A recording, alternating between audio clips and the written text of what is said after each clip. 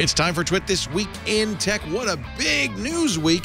It looks like we've got a new CEO at Microsoft. Google dumps Motorola. And there's finally a TV show about us called Selfie. It's all next on Twit. Netcasts you love. From people you trust. This is Twit. Bandwidth for This Week in Tech is provided by CacheFly at CacheFly.com.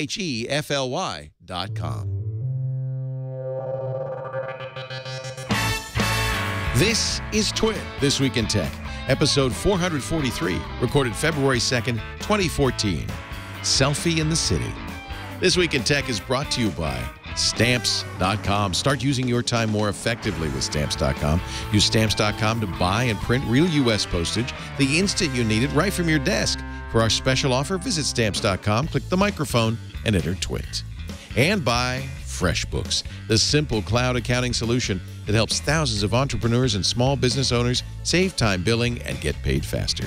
Try it for free for 30 days at getfreshbooks.com and join over 5 million users running their business with ease. And by LegalZoom.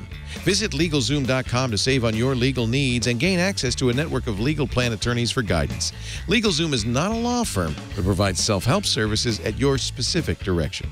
Visit LegalZoom.com and use the offer code TWIT to receive $10 off at checkout. And by Audible.com. Sign up for the Platinum Plan and get 2 free books. Go to audible.com/twit2. And don't forget to follow Audible on Twitter, user ID audible_com. It's time for Twit This Week in Tech, the show that covers all your week's tech needs. Joining me are mostly Canadians and one guy who forgot there was a game. Jason Heiner from Tech Republic is here, CBS Interactive. Nice to see you, Jason. Hey, good to be here, Leo. You're a football fan. I am a football fan. Go Broncos. Peyton Manning. More Colts fan, but you know Peyton Manning's playing. I'm with you. Still dig Peyton. I'm with you. Yes, I'm with you on that one. Also here, Renee Ritchie, who is wearing his. Is that your Montreal Canucks shirt? I don't know. I've never seen this shot. This is a unique shot for you. I renovated. I put in a whole bunch. I put in new shelving. I redecorated for you, Leo. Renee is, of course, at imore.com, a great website, but he also covers BlackBerry and Android, and is a regular on Mac Break Weekly every Tuesday on this network. Great to have you. It's a great shot, by the way. I know. I love it. It's beautiful. Soon, awesome. Soon to join us will be Matthew Ingram, also a Canadian. Yet, you'd be amazed at how many tech journalists are actually secret football fans. I don't understand it. Here's a fella who's got a clear allegiance to some team. I don't. Bill Gates tweeted this a little while ago. Oh my! He's looking more and more like Woody Allen as time goes by. That is Bill, take off the tie, maybe. Have you seen them in the same room together, Leo? That's the obvious question. And the hat looks big. It looks like the hat didn't fit. Anyway, he's wearing Seahawks garb because he's from Seattle and all of that. Ballmer's an owner, right? Or no, is it the basketball team? The basketball. Maybe it's the basketball team. The Supersonics? Yeah. No, Paul Allen, who is one of the founders of Microsoft, owns the Trailblazers and I think the Sonics. But Ballmer might be involved in that as well. Yeah. Or does he own those guys? Those guys up there. They own lots nerds of in their stuff. sports. They got plenty of nerds in their sports. Yes. So we had a little debate whether we should move Twit, and we decided to do it at the same time, 3 p.m. Sunday, even though there will be a Super Bowl going on at some point during this broadcast. A little football game. Well, just a little game. Who cares? Do you really? You can watch it next year. You know, that's what I put on Twitter. It's on every year. Come look. You can watch the Super Bowl next year. I cared last year when our team was in it, and actually I enjoy watching. But you got to admit, it's for the ads. For a lot of it? I mean, for a lot of people, even if they aren't into football, this is where. Yes. This is the most expensive ad buy of the year, and it is usually,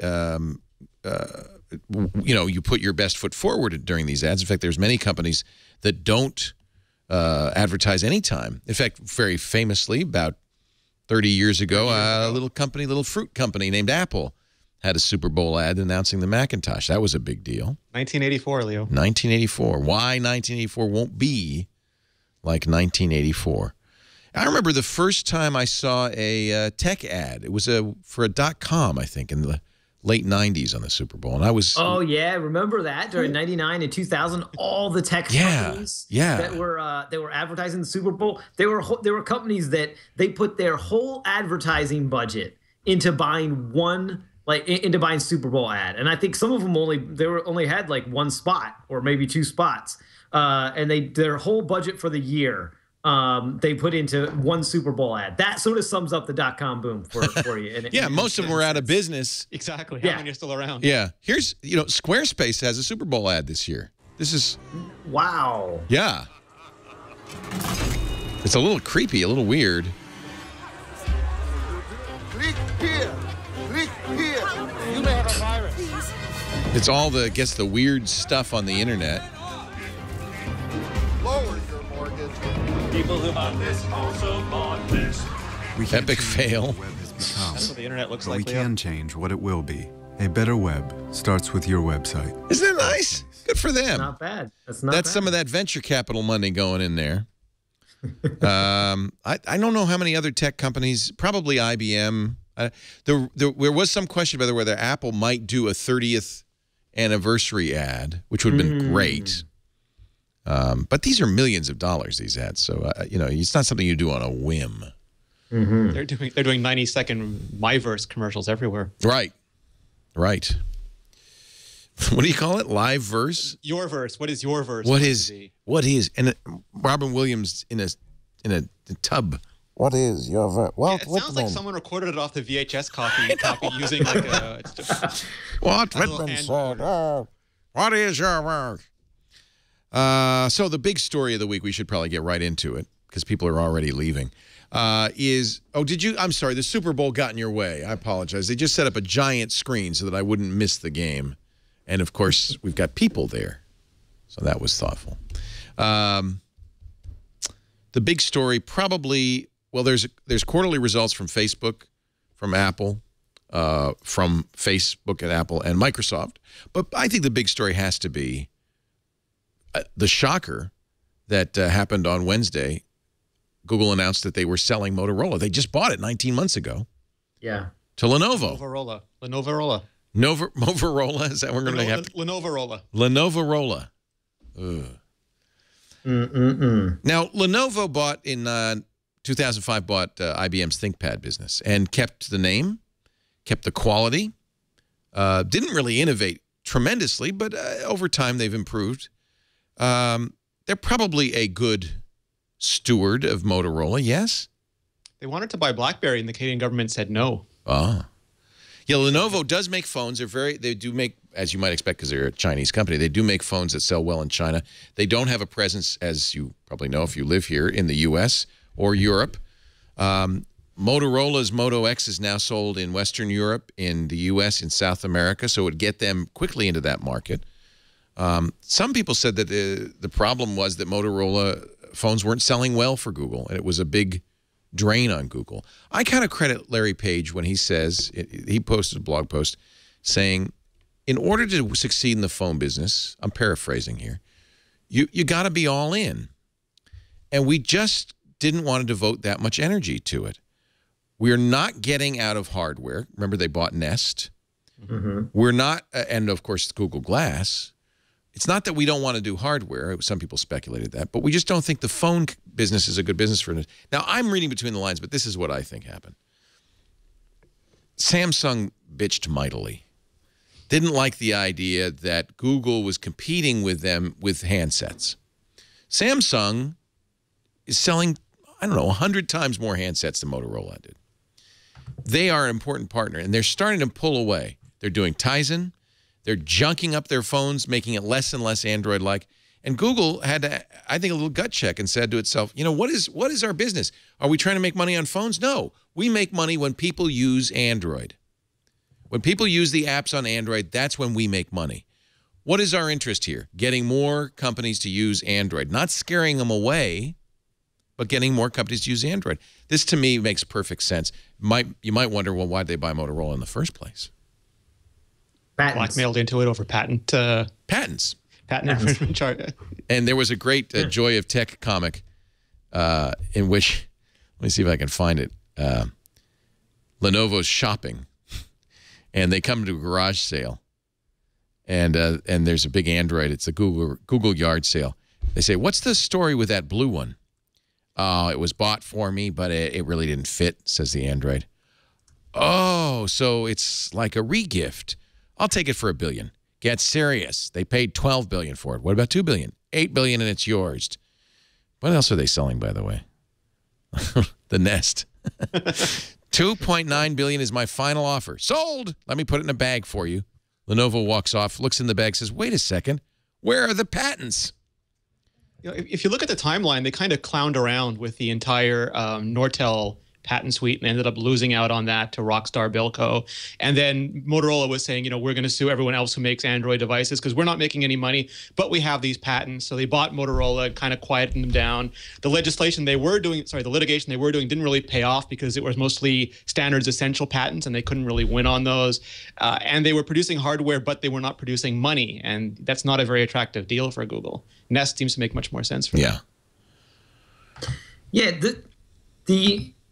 this deal is maybe not quite as bad as it looks for Google. I mean, Google needed to get out of this. This thing was a massive drain on their bottom line.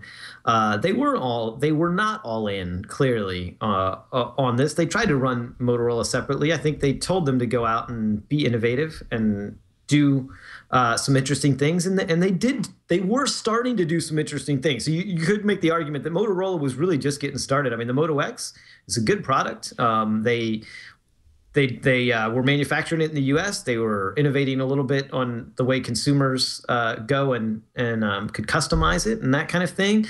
They had started talking about middle of last year about some of the cool things they wanted to innovate on. By the way, a lot of that innovative group that was doing those cool things like pills that, you know, or you could authenticate, you know, wirelessly and stuff just using your the electromagnetic forces in your body and crazy stuff like that. You remember that? Yeah. They are reportedly, The Verge reported that they are actually keeping that unit. That's right. They're keeping Aura, which is the modular phone system that Motorola was developing, and all of the Blue Sky research, the R&D.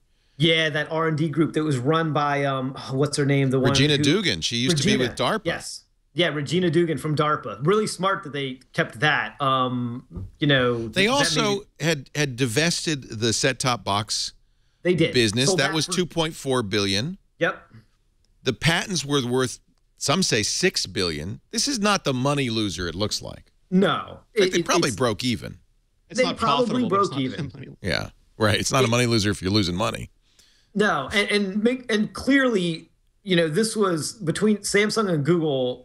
There was some massive tension between those two. That's what I think. It was going to end badly. That was not going to end well for either one of them, honestly. And so this sort of clears the air on that. And it's no accident, is it, that Samsung, just before this announcement, agreed, we're going to, put less cruft on our phones. Well, they agreed with Google. We're going to junk up our phones less, and we will give users the right to uninstall the junk we put on there. And they'll also get rid of that magazine UI that they debuted on their brand new tablets, is horrible. Which is very different than Android. I have that on, Note 3. It was really clear to me that Samsung was saying to Google, it was saber rattling, maybe serious. Oh, totally. We're moving away. We're going to do what Amazon did. They had their own developer conference. They've been doing their own app store. Yep. So this was a rear guard. This was Google saving its butt, because you can't have the company that's selling 80% of the smartphones out there not selling an Android phone. Yeah, and this, I have no doubt this was in the works for a while. It's funny. I talked a lot with Lenovo people at CES, and they actually announced some phones there. But they kept clearly saying, and by the way, you know, these are not going to. We haven't announced that these are going to be released in the U.S. They were actually some really nice phones, as far as, you know, these sort of devices go. And they kept saying, we're not saying that we're going to release these in the U.S. We don't have carrier relationships yet, and all of that kind of thing. And so I just had this feeling like something, they were sort of dancing around something, like something big was going on. And I mentioned a couple people privately, like, keep an eye on this. Something's happening with them, because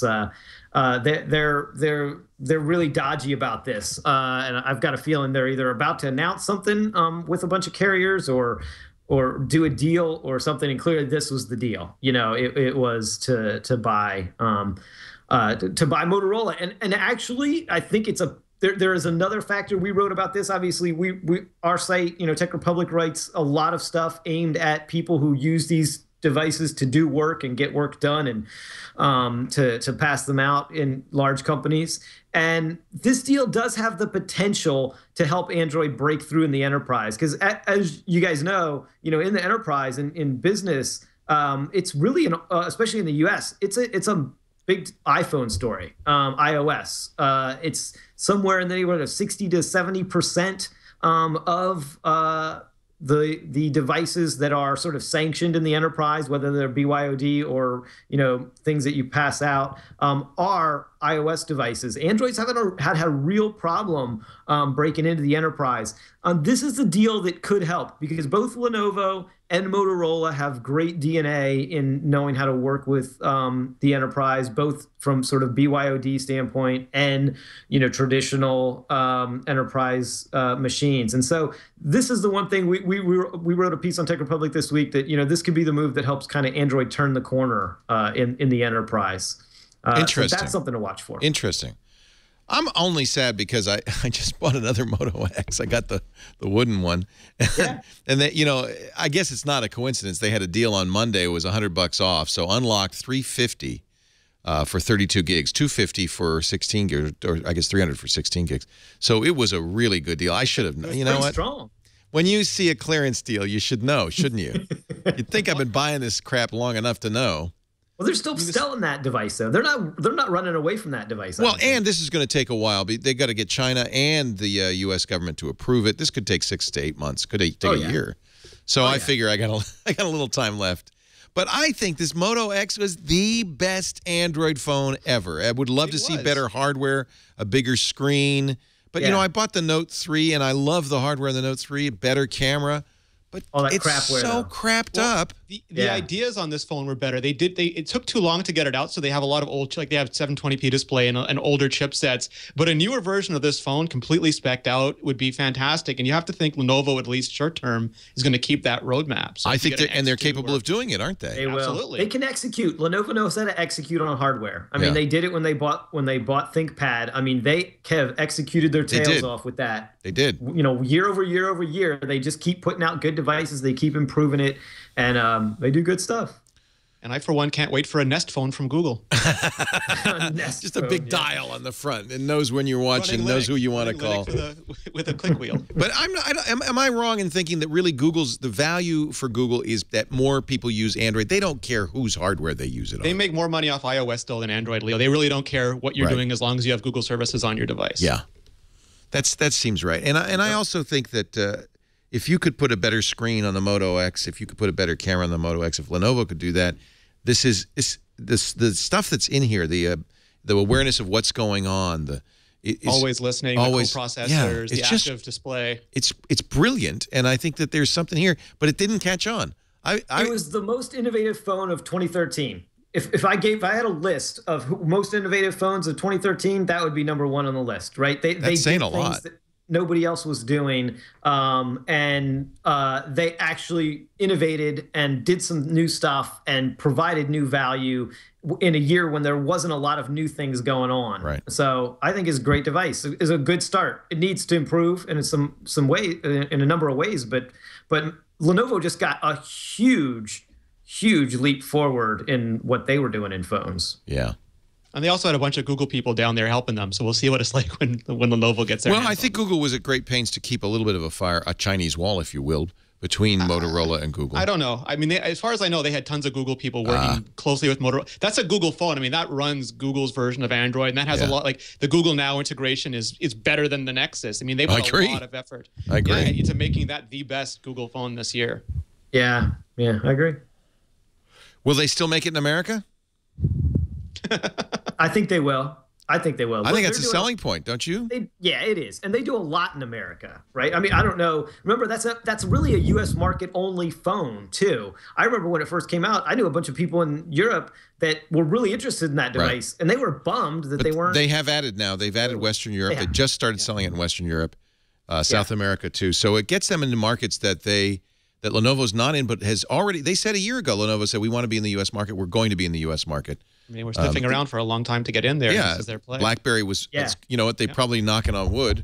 Oh, we didn't get BlackBerry. Oh, wow. Whew. Dodged a bullet. Yeah. Dodged a bullet there. You know, they have a huge presence in Research Triangle Park in North Carolina. Lenovo does. Oh, interesting. Monstrous. Huge.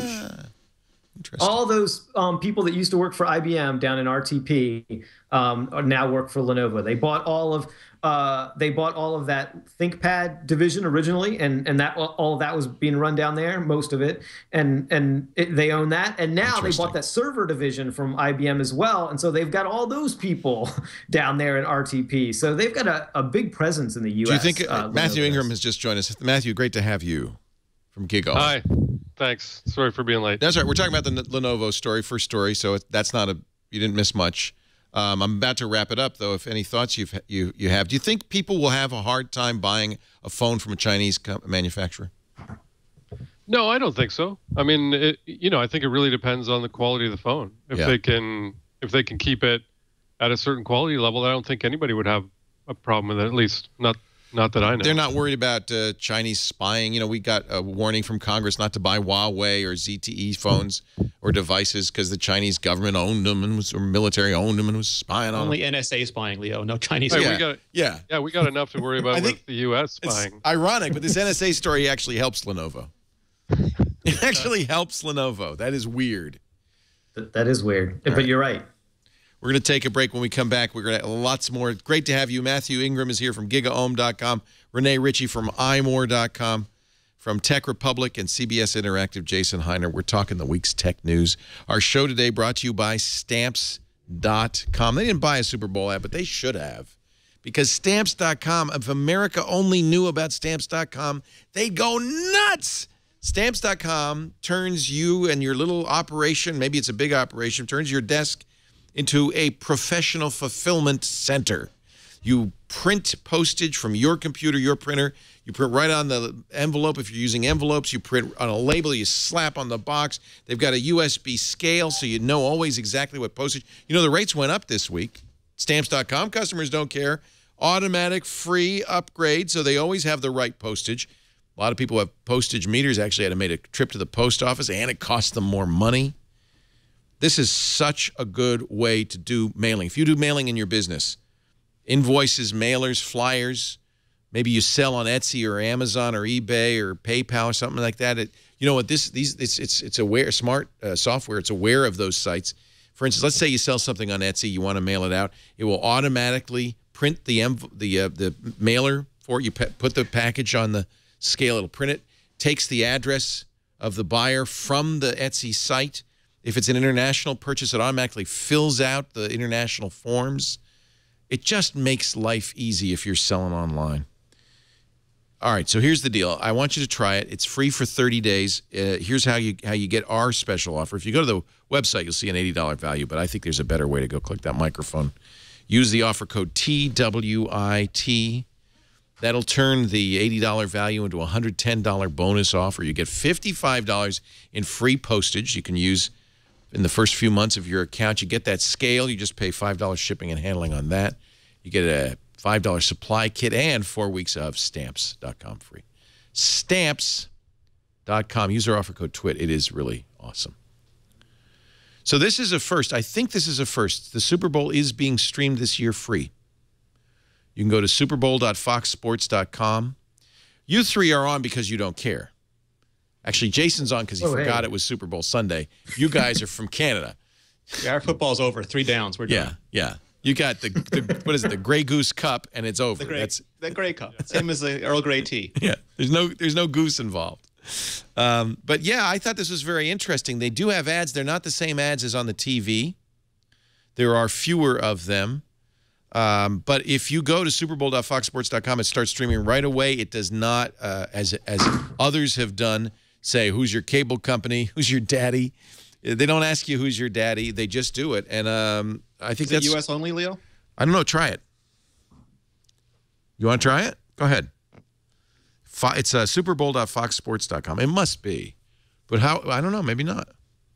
Because I just want the ads, frankly. Well, but this is the thing. These are not the ads that you'll see on the Super Bowl. Yeah, only available in the U.S. Only in the U.S. Matthew Ingram can't do it. You're in Toronto, right, Matthew? Yeah. Yeah. Lots of the ads have been released already. I mean, you can find them. Lots of the companies, very smartly, have released their ads. And remember the days when, in the earliest days of the internet, pre-YouTube, there was a company that had all the Super Bowl ads on the website, and they got shut down. Mm-hmm. Like Budweiser said, "How dare you show our ad on the internet?" What? Can you imagine? Yeah.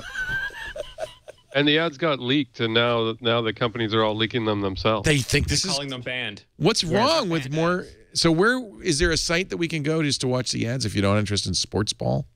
Probably YouTube, right? I'm trying to pull it up here. Yeah, YouTube, exactly. Fast Company had this great story earlier today, like the best Super Bowl ads ever by category. I Twittered it. Let me find it. Yeah, there were some classics in there. Ones I'd totally forgotten about a long time ago. But you know what's hysterical? If you try to watch Super Bowl ads on YouTube, they put an ad in front of the ad. Yeah. An ad. It's one of our sponsors. It's LegalZoom, so I'm not going to complain, but that's a little weird. I have to watch a 30-second pre-roll ad so I can watch ads. Only in America. Actually, it's international. It's all over the world now, baby. That's right. Yeah. The ads are a big part of the Super Bowl. In fact, I was saying before we began, the actual gameplay of any NFL football game is 11 minutes. So if you wanted to, you could just edit out the ads, the huddles, the crap, and you'd have 11 minutes of action. And it takes about 3 hours to watch. The Super Bowl sometimes takes even longer than 3 hours because they pause a lot for the ads. If you go to an NFL game, a Monday Night Football game, or I was at Monday Night Football game about a month ago, and the game is stalled regularly. They wait. There's what they call an ad timeout. And the poor players just have to stand. It's just terrible. Yeah. Just standing around. Anyway. Pays the bills. Hey, it's money. It's lots of money. What is the... We play rugby, Leo. In rugby, there's no standing around. You're not allowed stopping. I think that's the international rugby. You can have a long scrum, though, because sometimes those scrums go on so long. You know, with that thing where they're huddled and they're just going like this all the... They should sponsor the scrums. They should. Put a little ad in the crotch shot. You know, just... how much is the Super Bowl as a Super Bowl ad? Gee, I wonder if there was some way I could like search the internet for that. Yeah, if only there was a. If only there was, Super Bowl ads, latest info on Super Bowl ad costs, record number of people is expected to tune in, blah blah blah. $4 million is what it's up to now. For $4 million for a 30-second ad. Yeah. I'm gonna Kickstarter one for next year right now. Squarespace, you could have bought the Twit network for 3 years for that. You got one 30-second ad, and I guarantee you we produce more results on one of our ads than your Super Bowl ad. Oh, man. Yeah, but Stamps.com, see, they couldn't afford to because they advertise on Twit. So that's right. That Super Bowl Squarespace advertises on Twit. They should have spent some of that on $4 million. Well, now they'll know, Leo. They tested it, and now they'll know. They'll know now. Yeah. So GoDaddy is back, but there won't be this. I don't think there'll be the sexy GoDaddy anymore. They have a new. No, Danica Patrick. No, well, I don't know. Remember the disgusting ad last year was a geek kissing Bar Raffaele? They've gotten so much backlash. Good. I know a bunch of people that have said they'll never do business with them because of I pulled all my domains, put them over on Hover. CarMax, that's a web play, isn't it? Lot of AT&T and T-Mobile ads. Is there a Microsoft one they announced earlier today? Yeah, Microsoft's going to. Yeah, that's right. I still want. Let's see if we can find Microsoft's Super Bowl ad. Power of technology. Power of software. All right, we're just going to see if we can find this. It reminds the world why its software matters. You know, bad sign if you have to remind the world. Let's see. Here's the Microsoft. You don't have to watch a Super Bowl. Just watch us. Field goals. Look out! Right through! A kick block by Steve Gleason. Touchdown, New Orleans! It's kind of unbelievable that Steve has a statue. The statue is not about football. It's a symbol of the people in this region who chose to return and rebuild. This is the Superdome in New Orleans. I have ALS. With ALS, a person loses the ability to move and breathe on their own. Oh, he's talking through I communicate verbally with computer. the eye tracking technology. Wow. I am Michelle Veriska Gleason. I am the wife of Steve Gleason. That's neat. And the mother of Rivers Gleason. Team Gleason is a foundation that Steve and I started a year after Steve was diagnosed. Part of our mission is to raise awareness of this disease. And this is the Microsoft to help ad. Other people with ALS to live their lives. They haven't mentioned Microsoft once. Communication is a key element to our quality of life. The eye tracking technology runs on Windows, and Surface was the latest product not Windows 8. have discovered where it was enabled. All day he's on his computer, whether he's tweeting or he's speaking. It's powerful enough for him, which is huge. Really cool. I think Father is it a Surface? Means almost everything to Steve. Rivers, are you showing off? Wow, he's talking to his kid. With Rivers, it's created a special bond that many fathers and sons will never have. It's a Surface. He's able to get some physical time with Rivers because he'll climb up on his lap. Yeah, it is. Steve, when they're watching movies together, can talk back and forth to Rivers about what's going on. And the time that he has with Rivers on his lap, I think it's safe to say, are his favorite times. Okay, I'm about to cry. They say your eyes are the window to your soul.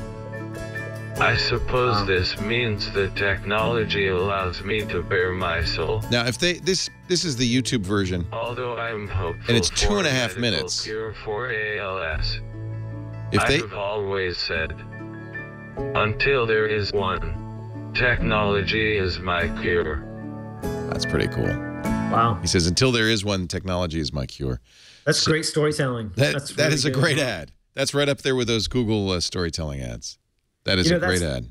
Reminds me of that a little bit. It's real, so it's even a little better. But is that Apple one that they did at Christmas is 2.5 minutes long? Yes. Kind of break the mold, right? People don't watch. Misunderstood. Yeah, the emo kid's looking at his smartphone, not participating until you realize he's been making a movie. Yeah.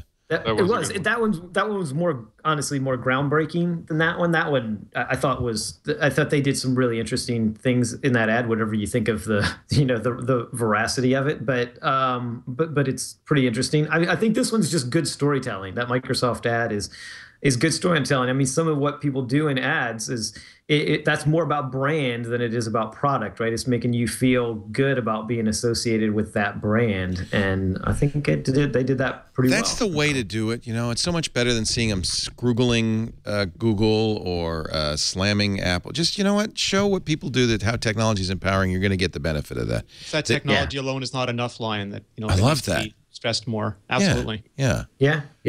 This is a whole series. They have surgeons operating with Kinect.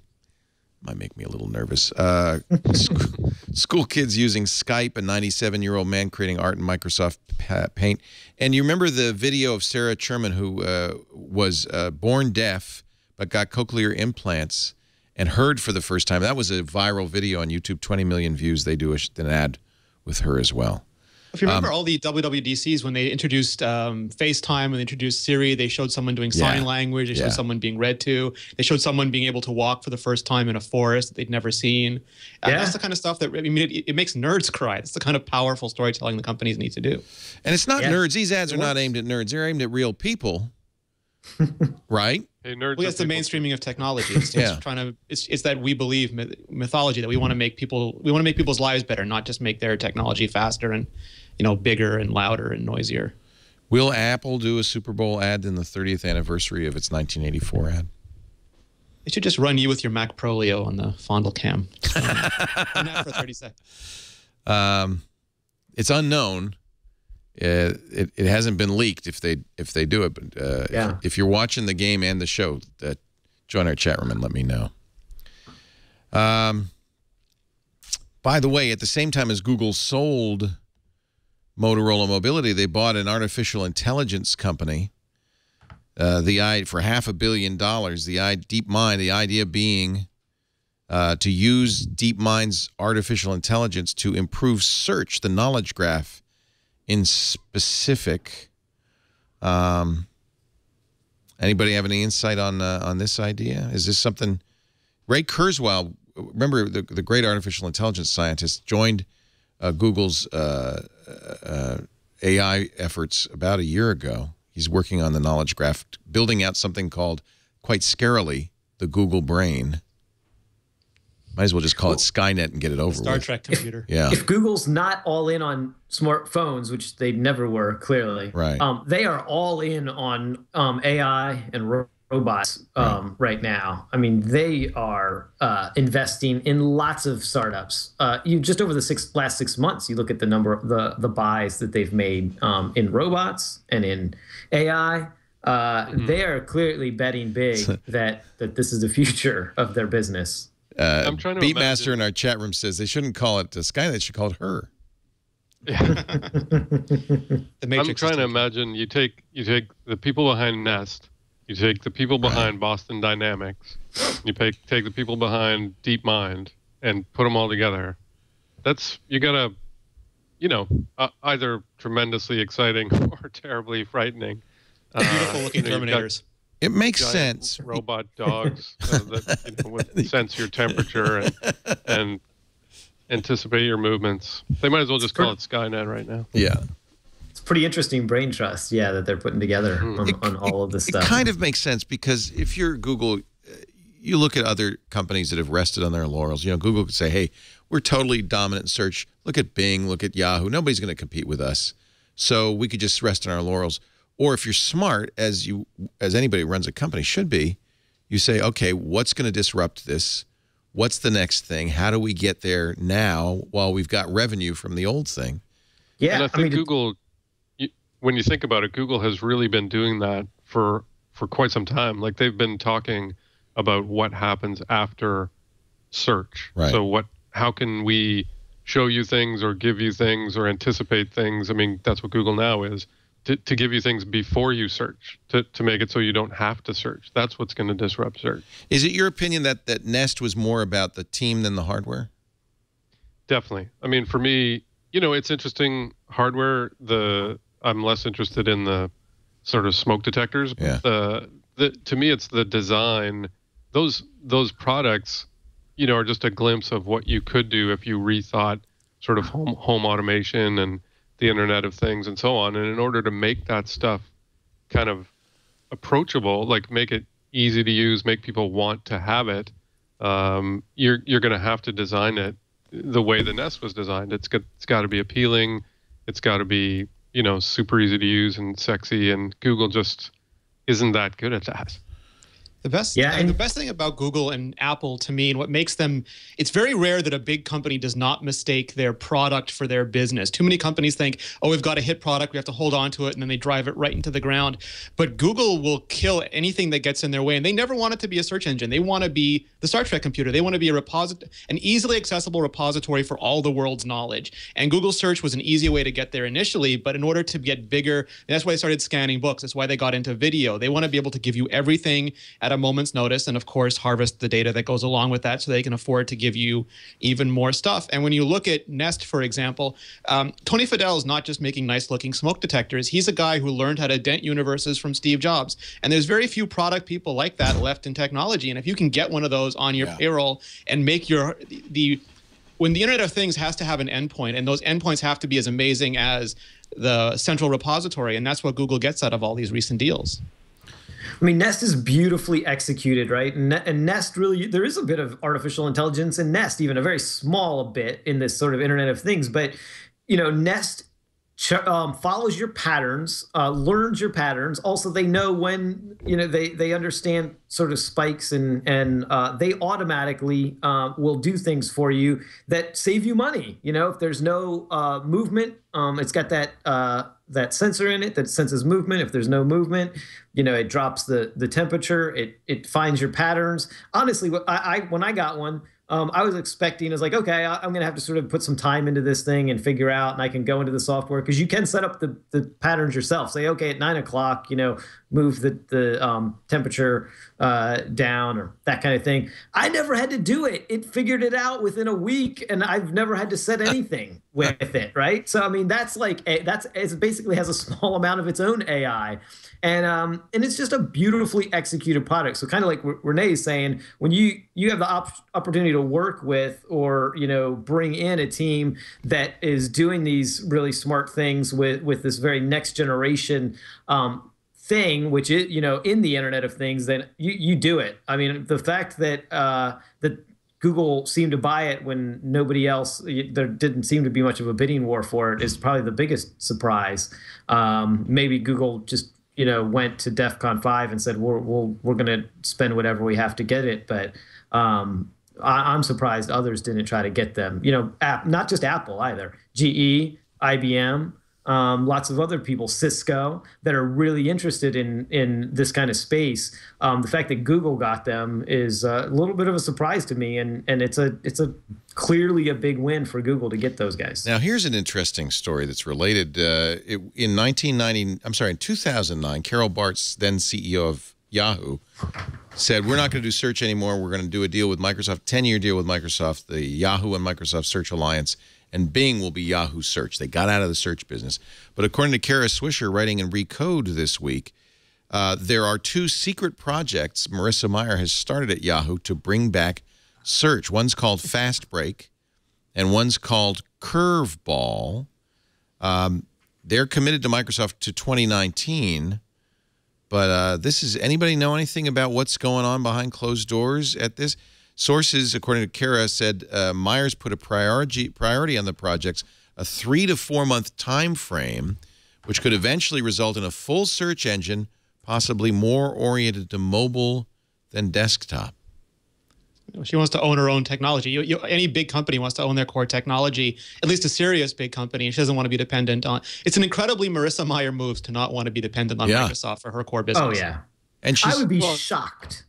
I'd be shocked if they do not make their own, and long before 2019, if they do not break off from Bing and do their own thing in search. I would be shocked. I think that Yahoo is destined to be Google's biggest competitor in search. I think that's why they bought Marissa. That's why they brought in Marissa Mayer. I think that's why Marissa Mayer has been doing the aggressive thing she's been doing from product. I mean, they are just trying to reinvent their product from the ground up, and search has got to be at the center of it. It's where so much of the big money is, and she knows how to do it. But I totally agree. It's smart. They more or less have to do it. Marissa has obviously deep background in that, but Yahoo has been such a train wreck for so many years. Do they have anyone who's any good in search who's stuck around, or are they going to have to just go out and buy things and hire people? Because they were nowhere. They gave up. I mean, if you were interested in search, you just quit and left. Like, you can't just reinvent that stuff overnight.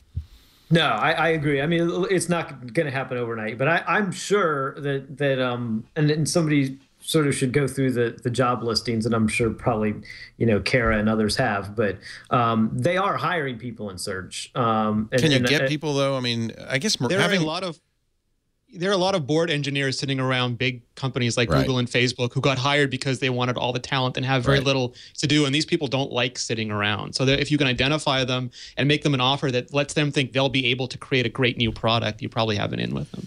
Well, you got to admit, if you like underdogs, they're the underdog. And having Marissa Mayer gives them some credibility. I mean, you might want to say, oh, I want to work for Marissa. She's doing something there at Yahoo. She's bringing the pride back to the purple. I mean, look at they are doing some good things. I've been impressed with some of the stuff they're doing. They've created momentum. They are product focused. Well, I think there's a clue in here too, because it says mobile. And it's really clear that something that if you're going to succeed going forward, it's going to be on mobile. People are just not using desktops. The future is in smartphones, is in tablets.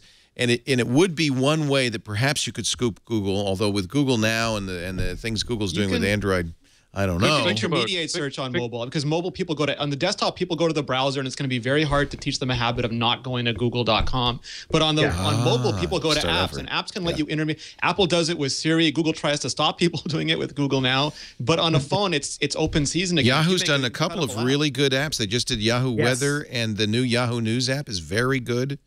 Those were the two I was thinking of just a minute ago when we were talking. Was, you know, those are the first two that came to my mind. They do great stuff with that, and you can. It's almost like micro search. It's kind of like the way social. You know, social was this big thing. Like you go to Facebook and all your social stuff is there, and now it's breaking out actually more. So you do Instagram for photos. Right. You do, you know, different smaller apps, you know, in different ways. It's not sort of the mammoth. You know, search could very much go this way. I think that's kind of what you're getting at, Renee, right? Is that, you know, you could break this into different pieces, and you could be doing it in smaller slices, you know, where it makes sense. Things like searching for books, like searching for, you know, a service like you might do with Angie's List, or that's who Yahoo should buy next, you know, things like that. But it's still, when you think about it, it's still a huge. I mean, even if that is true, look at what Google has when it comes to Google Now. Look at the massive amount of data and signals and information, you know, deep information that they have about me and my usage of the web or my interests or any of that stuff, my email, all those things. Yahoo has nothing. You know, they basically have zero. Yeah, but for all that, I still don't have the Super Bowl skull on my Google Now. I mean, they still have lots of people using Yahoo Mail. They still have lots of people going to the homepage. Yeah. They don't necessarily have nothing. They don't have what Google has. I mean, Google's clearly about me. Way ahead. They don't have much on me either, honestly. But they do have lots of people who, you know, aren't techies that are, you know, into Yahoo or into, you know, pop culture, things like that. I guess that's why people go to yahoo.com. It still is one of the, you know, Yahoo has more traffic than Google if you count all of their stuff together now. I mean, they passed Google in 2013. So they do have people, they do have data. They don't have what Google has, and certainly if they're going back into search, it's not going to be, I think, going head to head with where Google is strong now. It is going to be them figuring out what is next, and probably it is more mobile, it is more Internet of Things, it is more easy targets. Easy targets, wearables, maybe, you know, if they can power sort of search in that, whatever it is, that they're gonna go, I think, for what's next and not sort of where Google's strong today. That would be the obvious answer. We're going to take a break. When we come back, Facebook's quarterly results bring it back to life. I might have been premature in declaring their death. But first, a word from FreshBooks. Are you still using Word or Excel to create your invoices? Small businesses, freelancers, it's tough. I got to say, I hated doing invoicing. It was the worst part of my months. In fact, many's the time I just forgot or just didn't get around to it, and then I'd bill people 6 months later, and then they'd be really mad at me, and sometimes I wouldn't even get paid. That's when Amber MacArthur told me about FreshBooks. This was in 2004. I've been using it ever since. I don't need it anymore. I have a department that does this. But if you don't have a department that sends out the bills, if you're doing it in Word or Excel, if you have a shoebox of receipts to keep track of your expenses, you got to get FreshBooks. Get FreshBooks.com. It's the simple cloud accounting solution that's helping thousands of new entrepreneurs and small business owners just like you save time billing, get paid faster. It's beautiful. I love using it. You can easily create invoices online, capture and track expenses on the go, get real-time business reports with a few simple clicks. You get paid faster. Clients love it. You're going to love it. And you can try it free for 30 days. Sign up at getfreshbooks.com. By the way, mention, when there's a part of it that says, how did you hear about us? Mention This Week in Tech. And, you know, you could do it out of self-interest because they're giving a birthday cake every single day to somebody who signs up for a new account and heard about it on this show. You want a birthday cake? Doesn't even have to be your birthday. Every day could be your birthday. Try it free for 30 days. GetFreshBooks.com. We love these guys. I'm really glad to get them back on This Week in Tech. GetFreshBooks.com. Facebook, record quarterly results. Facebook turned 10 this week. Mark Zuckerberg turned 30. Revenue of $2.59 billion in the quarter, up 63%. But most important in these numbers, mobile. Yeah. They turned it around. And this was always, to me, the big question mark about Facebook is, can they make mobile pay? Well, they have. And it's pretty clear they're going great guns. They just announced it's coming out tomorrow, Paper for iOS, which they say is kind of a news app and stuff. It's the next Facebook. Don't you think? I think Facebook has figured out mobile. Now, Paper does not have any ads for now. Yet. Yeah. Have any of you? It's interesting. Go ahead. I looked at it because I wrote about it, but it's interesting that we were just talking about the sort of fragmentation of that mobile can bring, and how this is exactly what Mark Zuckerberg is talking about. He talked about it on the earnings call, and Paper is a perfect example. They're going to make a bunch of these bets where they take a specific, type of activity or a use case and turn it into a separate app. Instagram's a good example. Messenger is too. Whether it's going to work, I don't know, to be honest. Whether there are going to be enough people who want to use Paper, I don't know. But it's a smart strategy, I think, particularly for mobile. Well, and, of course, Facebook Home was a resounding flop. And Facebook went all in on this modified launcher for Android. But isn't it amazing, Leo, that they're willing to let Mike Mattis and his team mess with their core experience? I can't see Apple or even the Google front page letting, no matter how good the designer is, just say, you want to try something new? You want chat heads? Go ahead. You want to make a flipbook interface for Facebook? Go ahead. We're willing to try crazy things. But this is again, this is what I was talking about. You have to be willing to cannibalize your business if you're going to continue forward. And they do that really well. We make fun of them because Poke flops, or they try some new thing that's just terrible, but they just keep trying and trying and trying. You cannot stop them, and they fail fast. Some of that stuff works. So you've been playing with it, Matthew. In your headline, you say Facebook heard you liked newspapers, so it decided to make a newspaper app out of your Facebook. But it does strike me that if this succeeds, it is is this not going to be your Facebook feed plus? Well, to be honest, I don't think that's what they're trying to do. They're trying to put real news sources in with your feed? They're trying to give you a sort of more curated version of your feed and other people's feeds. But they've been doing that all along. I mean, my news feed is completely curated at this point. Yeah, and so this is a sort of extension of that, diverted into a specific app. And I think they're trying, it's sort of A/B testing, right? They've got the existing feed, and then they've got this thing. And so they'll see, well, do people like that better, or do they like this better? And what if, and how does being on mobile change the way you interact with your feed? I think the design of it is really interesting because it doesn't look like Facebook. It's gorgeous. There's none of the branding. There's none of the sort of colors. There's none of the look. And so they're clearly trying to carve out a separate thing, but still use all the assets that they have within the Facebook feed. And to me, that's smart. They've probably seen, they wouldn't admit this, but they've probably seen, engagement decrease through the news feed. And so they've got to figure out a way to fix that. Yeah, what Facebook has done in mobile over the past year is what I kind of consider one of the best big company pivots that I've seen in the sort of the digital age since about 2005, 2006, or maybe we call it the social mobile kind of age. It's tough. I mean, Facebook got really big really fast, and they actually were in some trouble, as we've all talked about over the past couple of years. And they really did turn the corner last year, and mobile is one of the, it's almost a mobile first Facebook thing now, and it's working. I know people, I have relatives that are on Facebook now and they use it solely on their phone. They never they never go to the site. They only use it there. They don't have all these other apps yet. These are more for kind of early adopter folks like us, and younger folks who are on their phones all the time anyway, and that kind of thing. But the fact that Facebook is serving both audiences and doing it pretty well and have pivoted is pretty big. It is pretty amazing when you think about it. They, not that long ago, their mobile revenues were zero, Yeah, they were nowhere. Literally. Yeah. I mean, they saw and now that we're mobile was talking going to about be the over $1 billion. They saw that mobile was going to be the next big thing. I mean, they messed around with making a phone, decided they didn't want to make a phone, made Facebook Home. They hired a slew of former iOS and Android engineers. I mean, they had Mike Mattis made Delicious Library. He made the photos and camera apps on the original iPhone and iPad. They got Lauren Brichter in. They had a very specific mentality. They didn't want to drop a frame on Facebook paper. They built this like it was a debut product on a mobile device. It doesn't say Facebook anywhere on it. No.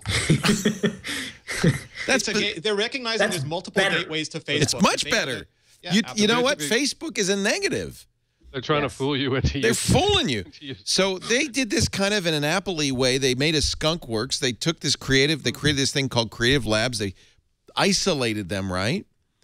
And they said, you can do anything you want, do something completely different. Although I suspect, because Mark and Chris Cox have both said they wanted to do a news-focused thing. They've been saying that for a little while. This has been a vision of Chris Cox's for some time. So this is the best personalized newspaper in the world. Yeah. And their friends are all still way better looking than mine, Leo, except for you guys. I know. Well, and this, of course, this is the problem with something like this. You look at it and you go, boy, that's gorgeous. And then you realize, oh, that's my feed. But that's kind of the point. It could be one of the things they said, and you mentioned this, Matthew, in your article, that was a little shocking, is we can use any content we want. We can use any status update, any Facebook feed we want. It's all public. Everything is now public. Yeah. The other thing that's built into this is that you can share from it. And you're kind of, I gathered, I haven't used it, but you tell me, Matthew, you're kind of encouraged to share images. You're trying to, you can do fonts and typeface. They're trying to encourage you to make beautiful content. Yeah. Which is an interesting, again, it's a little like, what if Facebook didn't exist already? What would you do? Right. What would your app look like? How would it work? It's funny because 10 years old, it looks very dated. Even you'd make Flipboard or Storehouse is what you do. Well, even Flipboard now is responding, by the way. Flipboard's a little scared. I think Mike McHugh said, oh boy. And Flipboard's changing how it works a little bit. Yeah. It's a fine balance. People don't go to Facebook to read the Huffington Post, or do they? No. They want to see what their high school classmates are up to, or their kids, or their grandkids. Well, and I think the risk, for me at least, is not just that Flipboard already has, 100 million users, and it's a pretty well-designed app. They've got a big kind of head start on the content reading recommendation side. For me, what has stopped me from using Facebook as much is that the news feed, the utility of the news feed has gone down. It's that's right. Still, and so is this going to help with that? I don't know. Might be the other direction. Going to make it work? Yeah. Yeah. Renee, you've talked a lot about the technology built into iOS 7 and the new A7 hardware, including this tilt capability, this parallax capability, which you see on the desktop of iOS 7. Facebook's using this tilt to explore vivid. Let's see if I can refresh this page. You can see it again. Tilt to explore full screen, vivid images. This is something that is iOS specific, I would guess. They say they're going to do an Android version, but boy, I wonder if you can do this on Android. I mean, it's interesting. A lot of these people did come from Apple, and a lot of them use iPhones as their devices, and they enjoy developing for the iPhone. There was a story a while ago about them having be forced to use Android devices when they were working on Facebook Home, and they did Android first last time. They're doing iPhone first this time, so it goes back and forth. But that was the whole point of iOS 7, was to make stuff come to life. That we'd had static screens and things that didn't really interact or respond with the world around us. And now, when you start tying things into not necessarily M7, but the accelerometers and gyroscopes and things like that, it makes it feel like the phone is part of you. It's not a book or something static that you're holding in your hand. And it's very powerful as a interface mechanism. Yeah. I guess there's Facebook branding because you have the thumb. That's pretty, everybody knows that's Facebook, right? I'm thinking I should get my iPhone out of the cabinet and fire it up for this. Yeah. Do it. Because this looks very, I don't see an Android version coming too fast. Yeah, I mean, they have to pick what devices they target and what capabilities those devices have and how easy it is to do it on how many devices. So I look for it on S4 and, next maybe some of the high end. Yeah. I have to, and by the way, you can customize your paper with real sources like the Huffington Post or the New York Times. This is GigaOM. GigaOM. Is GigaOM part of a player? Yeah. Yeah, we're a partner. Interesting. Nice. I should have made a deal. Probably last week saying Facebook's over, it's dead. It's not. That probably wasn't strategically. And you know what? I was wrong, but I didn't see that they were going to motivating them, Leo. Who knew that their quarterly results would be so mobile forward? Who knew that they had paper in there? I mean, they surprised me, and I'm actually very impressed. Although, remember how excited we were about Facebook Home and how far it went. Mm-hmm. Still, I'm much more excited about this than I was about Facebook Home. I'll be down and loading this thing as soon as it's available tomorrow. This is an app, so it's not as intrusive. So, Matthew, are you using it currently? I have not gotten it yet. I have only seen it sort of in action. Renee, did iMore do a deal? No, and it's also not going to be available in Canada at launch, so I'm doubly screwed is what he's going to say, but he's too nice because he's Canadian. He's very polite. Wow. This is what you need to do when a company's 10 years old. That's an eternity in the internet, and you need to do stuff like this. And they will write business cases about this. Sorry, go ahead. Yeah, I agree. Yeah. I remember in a year, when this idea first came up, my first instinct was, this is going to fail. Right. You know, we've seen this before. I'm not even convinced now that it's not going to fail. Right. But another part of me was thinking, it's great that they're doing that. It's great that they can devote the resources. They can set up something like Facebook Labs. There are not that many companies that can do that or are willing to do that. Right. They might start little kind of skunk works and to give people time to do something, but they never take it seriously. Facebook seems to be willing to bet, large parts of the company on these new things, and I find that refreshing. Love that. I think Facebook and Google are both really good at this. They they take R&D and they throw things out and let people try them, and they hold themselves up, hold them up to ridicule too, right? You think of Facebook Home, you think of Google Wave. These things were ideas. You think about, what was that little round thing, the Google Sphere that they handed out a couple years ago? The Q. Yeah, like the really dumb stuff that they put out there, but they're taking risks and they put their research projects out there and then they let people see them and poke holes in them, and then they go out and do something different if it's not good and the market doesn't accept it. Whereas if you look at the old way of doing research, the way honestly Microsoft and Apple more do it. I mean, Apple's different because they take a completely different approach to it. But even Microsoft spends a ton of research, and most of it never comes to light, or maybe it might influence a product development cycle a little bit. But they don't do the sort of crazy things where Facebook and Google. I mean, these guys are still they're still throwing the ball deep, to use a football metaphor for today. Ping, Jason. They did ping. Oh God. Yeah, you're right. That was great. That was painful. Great. There was just an ad. It wasn't exactly an Apple ad. It was a U2 ad on the Super Bowl. U2 is giving away a song on iTunes called Invisible. And for everybody who downloads Invisible, the Bank of America will donate to Product Red $1 up to a total of $8 million.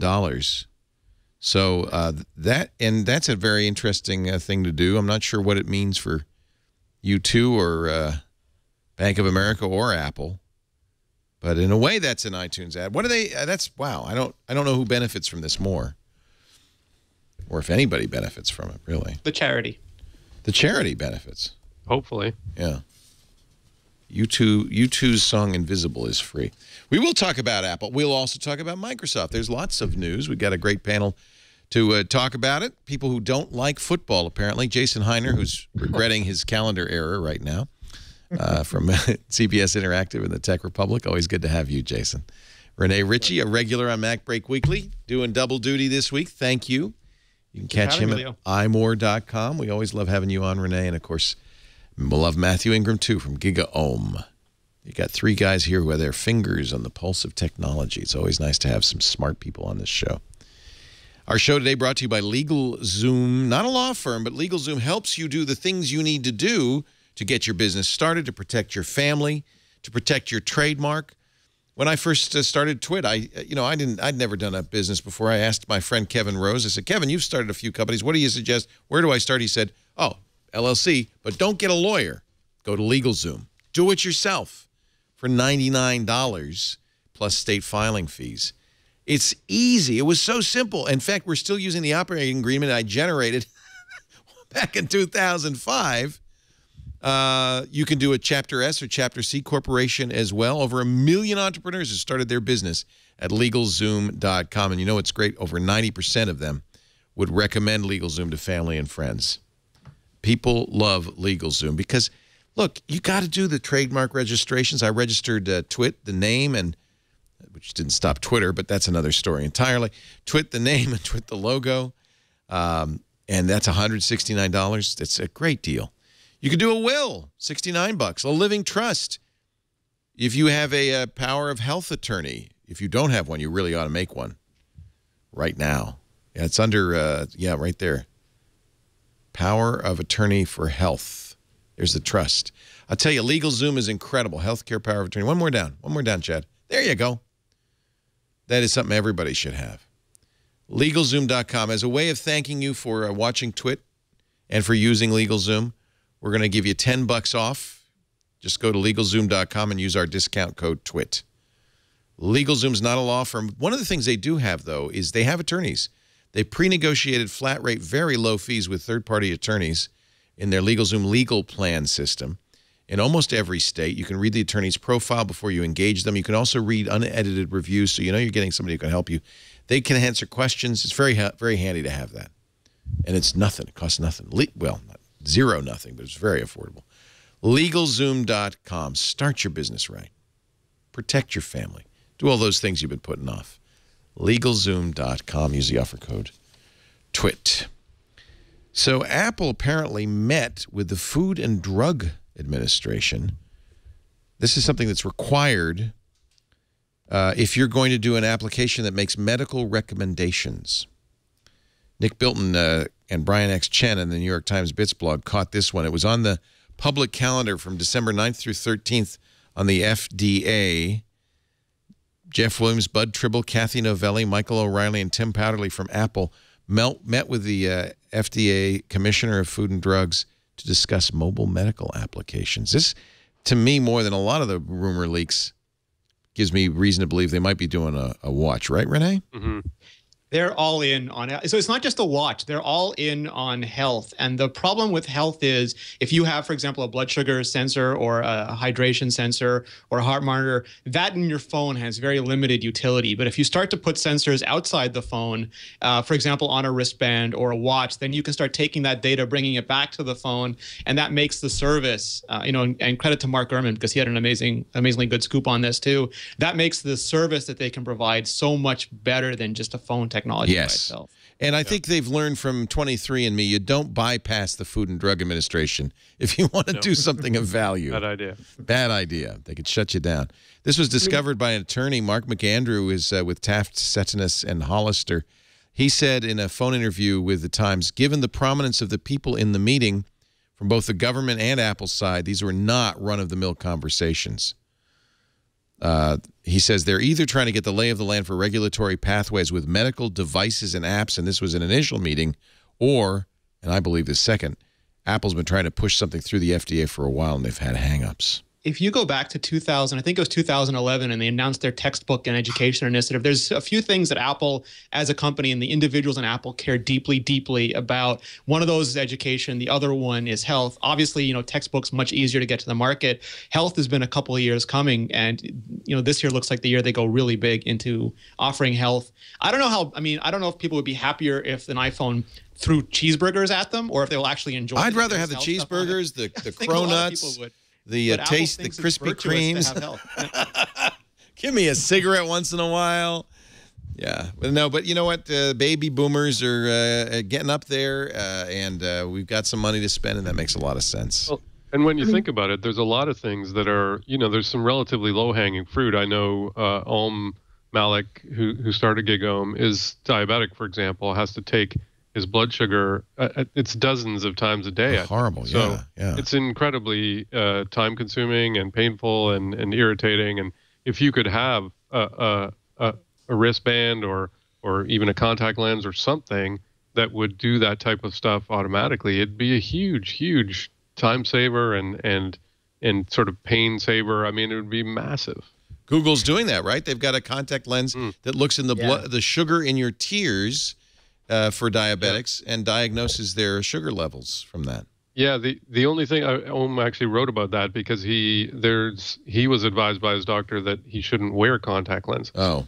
Because of his diabetes. See, this is why you want to check with the FDA before you invent these things. And users, yeah. Yeah, and people who have diabetes so that they know. That's interesting.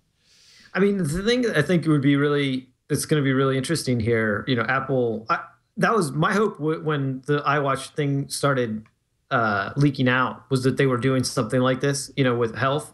Because if you think about the way that they created the iPod ecosystem and later iPhone, the iPod ecosystem eventually made it possible and paved the way for the iPhone in a lot of ways that are kind of forgotten now, in terms of like docks and accessories and all of these things that all these third-party accessory makers that had you know, plugged into the ecosystem because it had scale and because Apple had, you know, some of that product mojo behind it.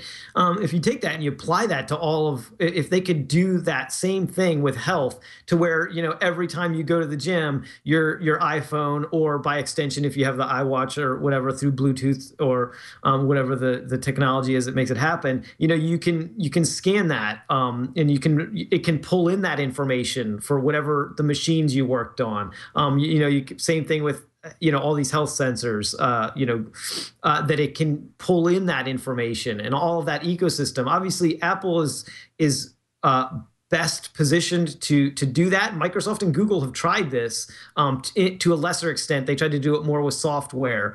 But if you can do that kind of thing, and Apple has all of these devices, you know, these hundreds of millions of devices already in circulation, it's going to be easier for somebody like Apple to do it, and they have experience doing this kind of ecosystem play.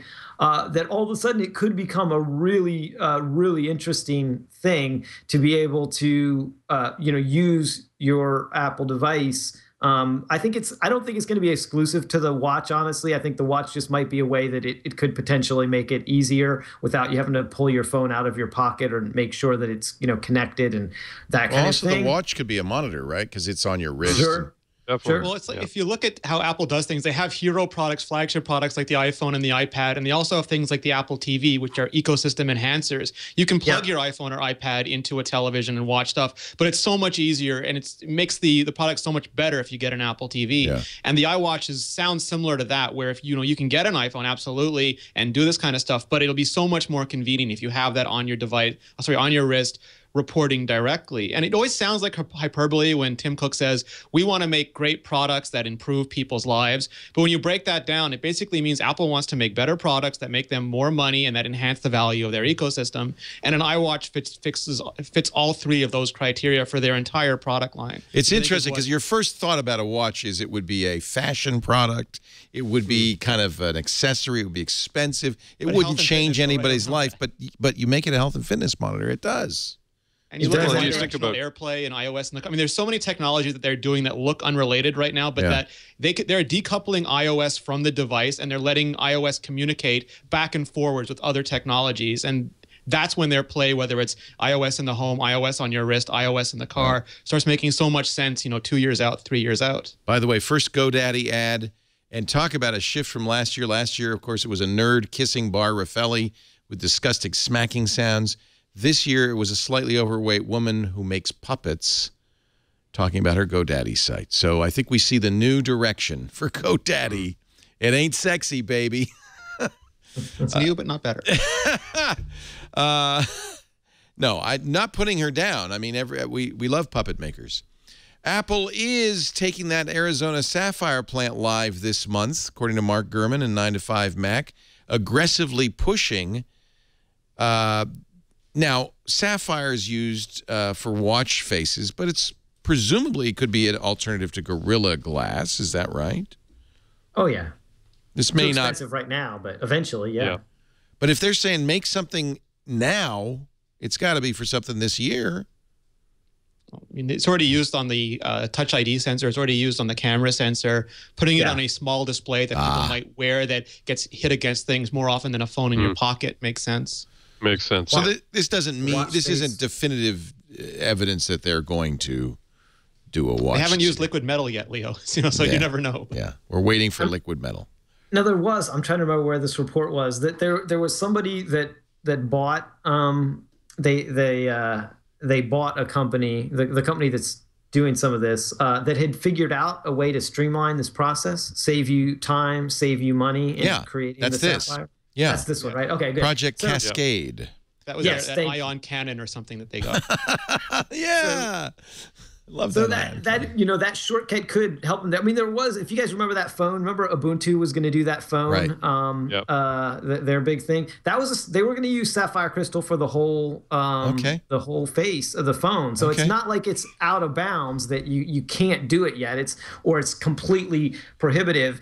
But it is expensive. But if these guys have made a breakthrough, then it's possible it could go on a phone. I think it's probably more realistic that that's another year or so away. But for a watch face where you don't have to use as much of this stuff, it makes sense. I mean, I think glass, we're going to look back in a few years and we're going to laugh at all these devices that used to have glass and that we used to drop and break all the time. That's going to be a thing of the past I think within 2 to 3, maybe 3 to 5 years at the most, because there are a number of competitors they're going to go after this. When I was in Israel last year looking at some technologies there was a professor and some students that had developed a polymer that is virtually indestructible. They use it in Israel for windows that are missile proof, right? If a missile hits that window, it does not break it. And they're saying that they can take that and use that, and they could potentially use it on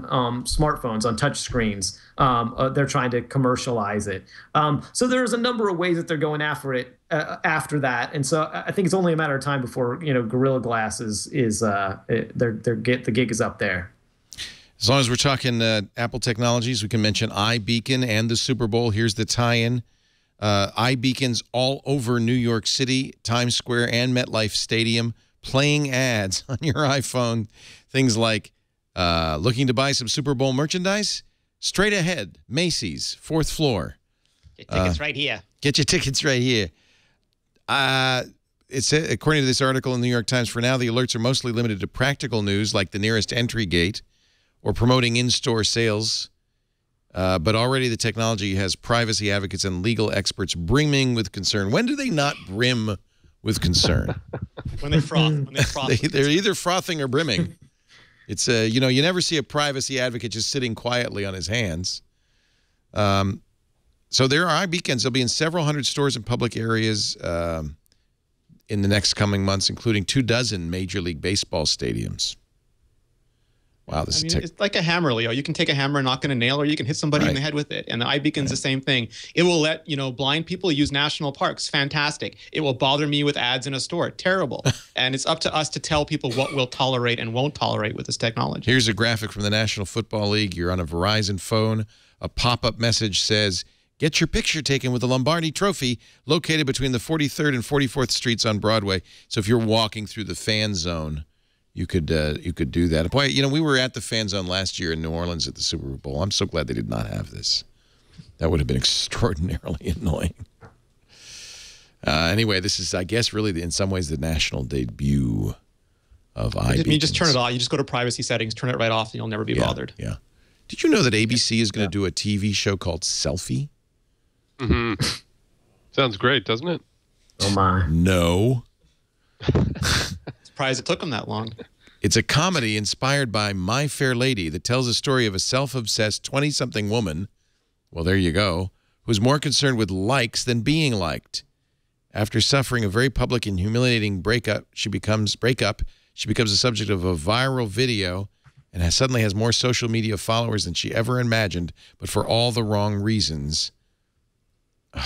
She enlists the help of a marketing expert at her company to help repair her tarnished image.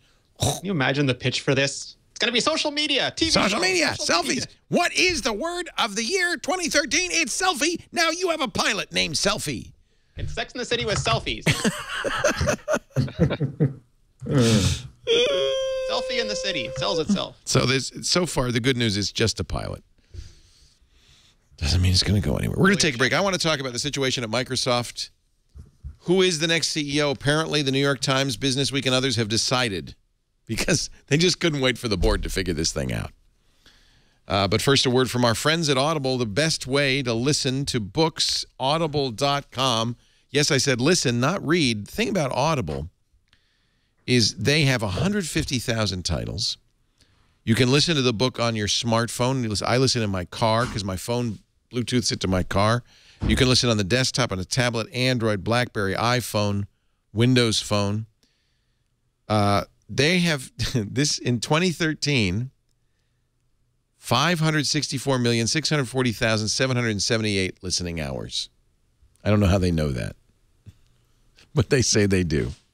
Have you tried audible.com? If you haven't, I want to get you 2 books, 2 titles, absolutely free. There's a great feeling when you're an Audible subscriber, as I am, when you see 2 credits available at the top of the page. You get, oh, yes, I get 2 books. Well, I'm going to give you those 2 credits right now.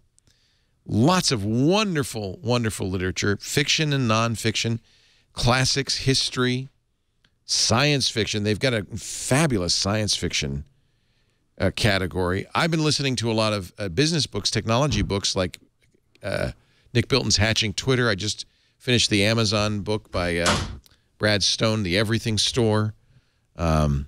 Leander Connie's new book about Johnny Ive is on audible.com. But what I like to do is do the nonfiction fiction dance. So I one fiction, one nonfiction. The new Carl Hyacin is that. I love Carl Hyacin. Dance of the Reptiles. I'm going to be listening to that, I'm sure. Monuments Men, you ready to go to the movie? Well, read the book first. It's the true story that the movie's based on. So here's the deal. If you go to audible.com/twit2, you'll be signing up for the Platinum plan. That's 2 books a month. But you can listen or you can download those 2 books for free because your first month is free. You'll also get the daily, oh, this is new.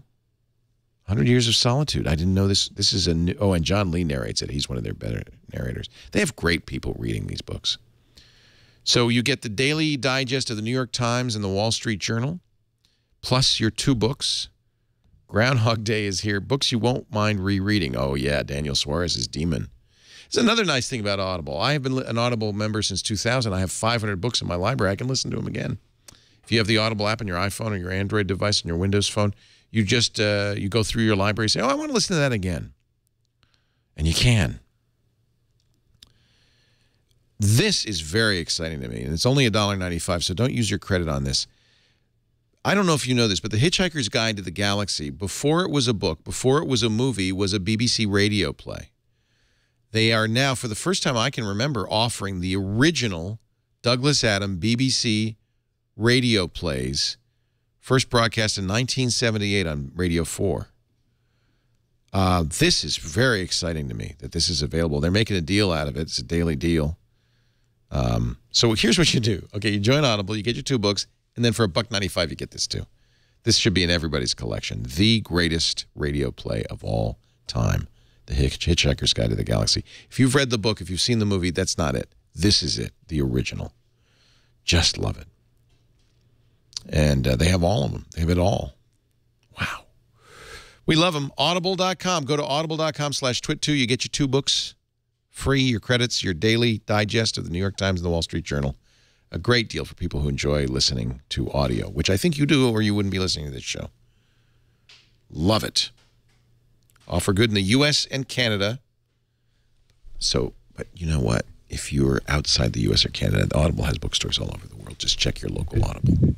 You can't use this offer, but then join it. You'll love it. Audible.com/twit2. So apparently it's Satya Nadella. You have the story on GigaOM, the the New York Times reported. I think it was Business Week who first leaked this. Bloomberg Business Week, I think, had it first. Bloomberg, yeah. Bloomberg Business Week.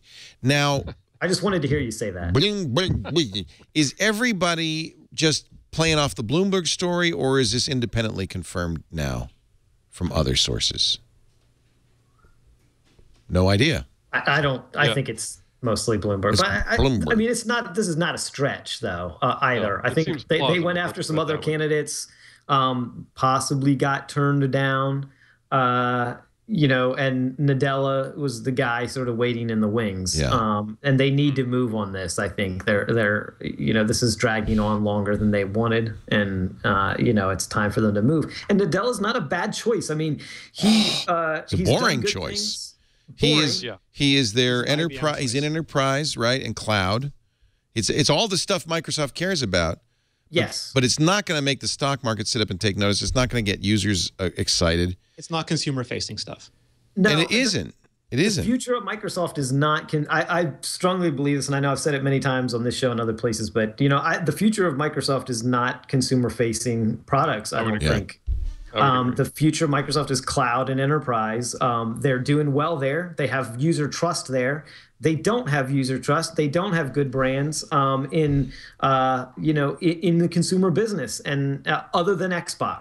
And most people don't think of Xbox as, you know, Microsoft for whatever. They don't connect the two that often, for better or worse. So, yeah. And this guy seems like what the market would want, if that is true, which I agree it is. He seems like a good guy. One of the things that, according to Bloomberg, they're in negotiations, right? By the way, the Times is not quoting Bloomberg Business Week. They're quoting their own sources. So you get Business Week and the New York Times together on something.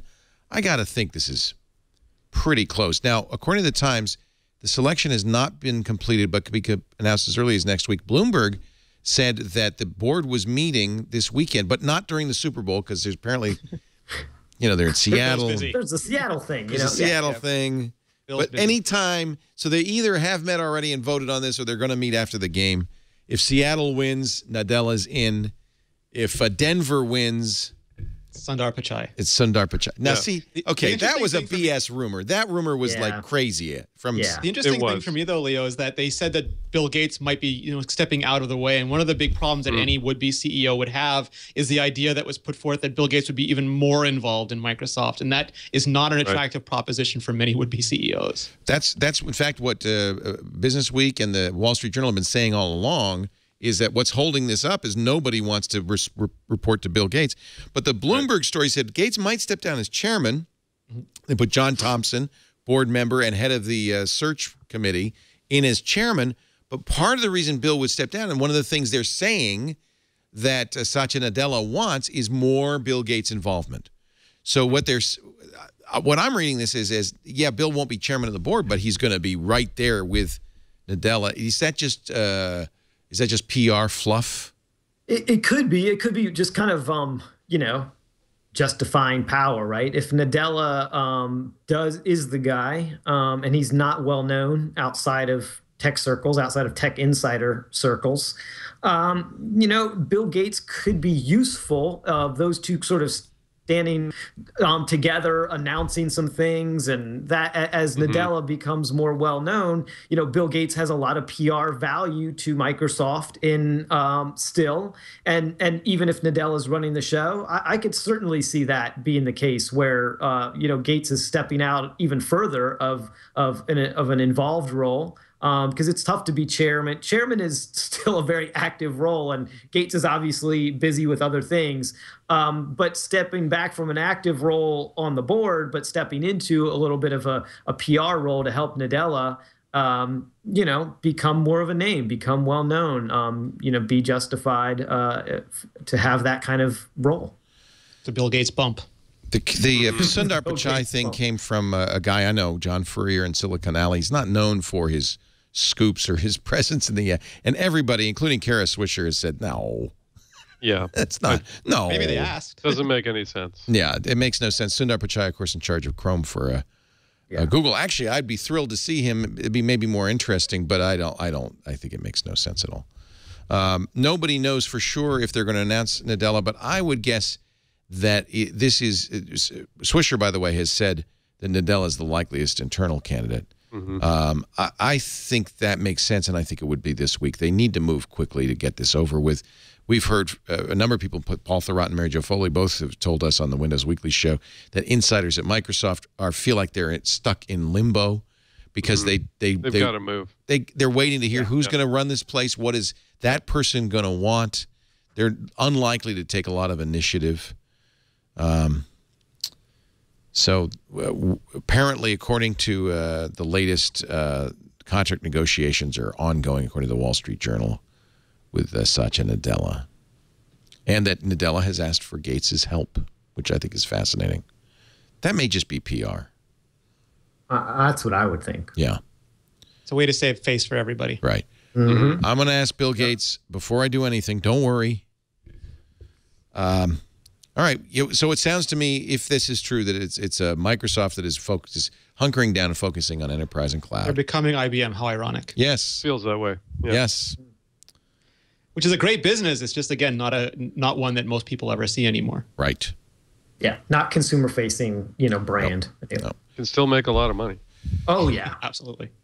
Yeah. Tell you what, the best way to follow this story would be to watch daily news on Twitter. TNT is at 10 a.m. Pacific, 1 p.m. Eastern, 1800 UTC. Tech News Tonight, 4 p.m. Pacific, 7 p.m. Eastern Time, 2300 UTC or 2400 UTC. That way you'll know, and we'll certainly break in if they announce. Let's find out, actually. I think Mike Elgin has a look at what's ahead this week. Coming up this week, the first ever conference on mobile contextual devices starts Wednesday in San Francisco. The show is called In Context. Also, Twitter, Pandora, and Yelp report earnings Wednesday. LinkedIn and AOL have earnings Thursday. That's what's coming up this week. Back to you, Leo. And I'll add to your list, Mike. I bet you anything will be announcing the new CEO of Microsoft sometime this week, so stay tuned. If you missed anything on Twit this week, you missed a mouthful. Let's take a look. Previously on Twit. Tech News Tonight. Google is selling Motorola to Lenovo. Page said the sale, quote, does not signal a larger shift for our other hardware efforts. Triangulation. This is a soap opera. Hatching Twitter is Nick's new book. I mean, the best way that I've described it is it's Game of Thrones, but with nerds. This week in Google. Just be a favor here, folks. Look at the 4 frames and which one should I buy? There you go. No, when he smiles, it works. Tech News Today. A new product called Ototo. You can plug into any set of objects. Then when you touch those objects, the notes play. I got a neighbor that's playing the accordion, and he's not very good at it yet. Twit. Rack 'em up.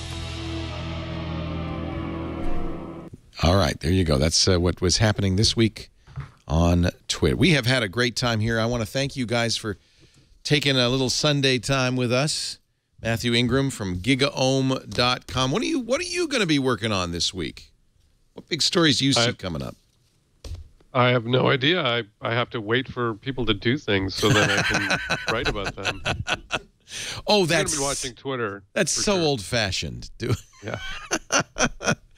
By the way, it is BlackBerry's first anniversary of the release of BlackBerry 10, and market share has hit the zeros.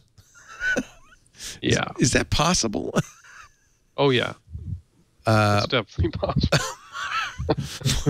Market share is 0.0 according to this graph from the Consumer Intelligence Research Partners. Which is different that than might be overstating it a bit. But close. It's close. I think that's market. Yeah, it's different than installed base. People still have BlackBerries, but not many people are buying BlackBerries. Yes. Thank you, Matthew. Great to have you. I really appreciate it. Always fun. Thanks for having me. What's it like in Toronto? Is it a little chilly today? Actually, it's warmed up a bit. Okay. So, it's much more mild than it was a week or so ago when it was minus 30. Yes. I really appreciate you spending some time. Also in the frozen north, in Montreal, Renee Ritchie. It's always cold there. I'm not even going to ask you. No, it's fine. Warming up for you would be, 2 degrees. Winter is not coming, Leo. Winter is here. Yes, winter is coming. When is Game of Thrones start up again? Soon, right? It's got to be soon, yeah. Yeah, they had the trailer. Yeah. Also, of course, from the Tech Republic and CBS Interactive, the great Jason Heiner, who I will never forgive, elected me president of the internet. It's been a terrible, terrible reign. Thank you, Jason. Elected for life. For life. Yeah. President for life. President for El Presidente. Thank you, gentlemen, for spending Super Sunday with me. Thank you all for watching. If you watched live, you really aren't into sports ball, are you? But if you didn't watch live, okay, maybe you are. We do this show live, 3 p.m. Pacific, 6 p.m. Eastern Time. Let's see, 3 plus 12 is 15, plus 8 is 2300 UTC, right before midnight. International time, or Universal Coordinated Time. If you can watch live, do. I love it if you do. We watch the chat room. It's a lot of fun. But if you can't watch live, on-demand versions, audio and video, always available after the fact at our website, twit.tv, and wherever finer podcasts are aggregated, Stitcher, iTunes, all of that stuff. Please subscribe. That way you'll get every episode. Thanks for joining me. We'll see you next time. Another Twit. He's in the can. Doing the Twit. All right.